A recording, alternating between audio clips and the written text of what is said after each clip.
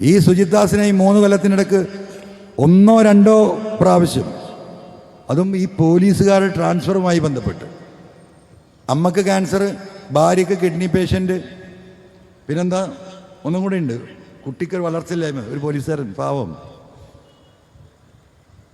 താമസിക്കുന്ന വീട്ടിൽ നിന്ന് ഒരു 10-75 കിലോമീറ്റർ അപ്പുറത്തേക്ക് തട്ടിയിരിക്കുന്നു. അപ്പോൾ അവിടെ ട്രാഫിക്കിലാണ് കൊടുത്തത്, വലിയ സൗകര്യം അന്ന് എപ്പോഴെങ്കിലും ഊരിപ്പോരാ. അങ്ങനെ ഞാൻ വിളിച്ച് പറഞ്ഞ് ഇങ്ങനെയാണ്, മനുഷ്യത്വപരമായി ഇത് കൺസിഡർ ചെയ്യണം, ഒരു 10-25 കിലോമീറ്റർ ഇപ്പുറത്തേക്ക് ആക്കി കൊടുത്താൽ അദ്ദേഹത്തിന് വരുന്നു. ഈ ചങ്ങാതി എന്താ ചെയ്താറേ, നിങ്ങൾ ട്രാഫിക്കിൽ നിന്ന് എടുത്തിട്ട് അവൻ ലോക്കൽ സ്റ്റേഷനിലേക്ക് ഇട്ടു. ഇതാണ് പോലീസ് ഇവിടെയൊക്കെ നിൽക്കുന്നുണ്ടല്ലോ, ഒരുപാട് പോലീസുകാർ അവരുടെ അനുഭവങ്ങളൊന്നും സ്വകാര്യത്തിൽ ചോദിച്ചു നോക്കണ്ട്. ജനങ്ങളെ മാത്രമല്ല, ഇതാണ് ടെറർ, എന്താ പറയുക, ടെറർ എന്ന് പറയും, പേടിപ്പിക്കുക. അപ്പം അതിൻ്റെ ഭാഗമായിട്ടാണ് ഈ കാര്യങ്ങൾ നടക്കുന്നത്. അപ്പം ഞാനിങ്ങനെ അന്വേഷിച്ച് നോക്കുമ്പോൾ ഒന്നും നടക്കണ ഒരു ലക്ഷണമില്ല. അപ്പോഴാണ് വീണ്ടും ഞാൻ പത്രസമ്മേളനം നടത്തിയത്, തെളിവ് നശിപ്പിക്കുന്നുണ്ട്. പ്രിയപ്പെട്ട ജനങ്ങൾ, നിങ്ങൾ അറിയേണ്ട ഒറ്റ കാര്യം, ഇപ്പം ഈ കള്ളക്കടത്തും റിദാൻ വധക്കേസും മാമി കേസൊക്കെ അന്വേഷിച്ച് കുറേ പണിയുണ്ടല്ലോ. ഒരു പണിയില്ലാത്ത മണിക്കൂർ കൊണ്ട് DGPക്ക് സസ്പെൻഡ് ചെയ്തിട്ട് ഇറങ്ങിപ്പോടാ അവിടുന്ന് പറയാൻ ഉള്ള തെളിവാണ്, ഡോക്യുമെൻ്റഡ് തെളിവാണ്. ഈ അജിത് കുമാർ വാങ്ങിക്കൂട്ടിയ സ്വത്തിൻ്റെ എല്ലാ രേഖകളും ഞാൻ കൊടുത്തിട്ടുണ്ട്, ചിലതൊക്കെ പത്രക്കാർക്ക് കൊടുത്തിട്ടുണ്ട്. ഒരു നടപടി ഉണ്ടാവണില്ല, വിജിലൻസ് ഇങ്ങനെ അന്വേഷിക്കുന്നു.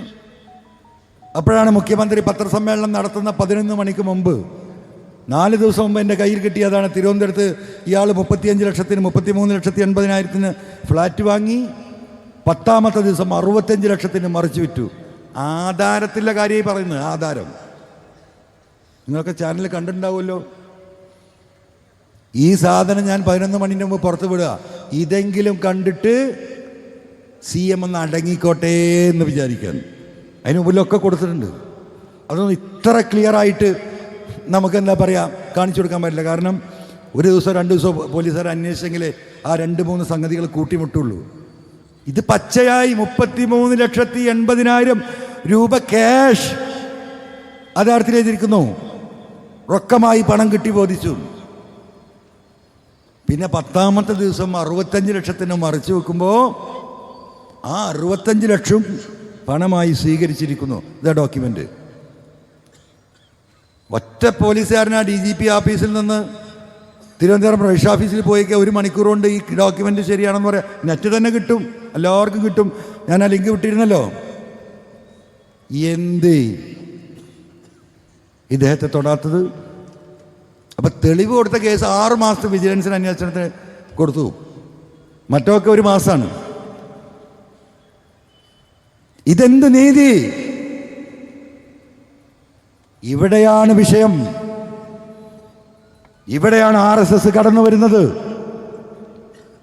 വേണ്ടാത്ത പല പണിയും ഈ ADGP അജിത് കുമാറിന് വെച്ച് ഇവർ ചെയ്തിട്ടുണ്ട് എന്നതിൻ്റെ ഏറ്റവും വലിയ തെളിവാണ്.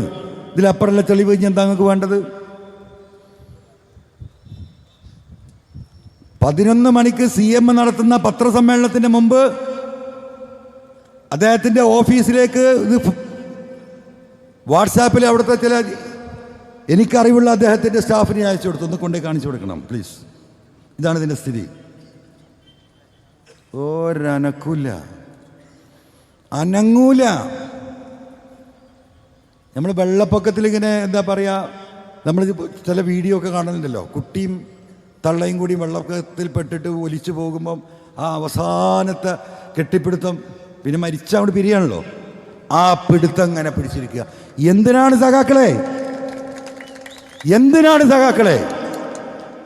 ഇതൊന്നും കണ്ടിട്ട് നിങ്ങൾക്ക് മനസ്സിലാവുന്നില്ലേ?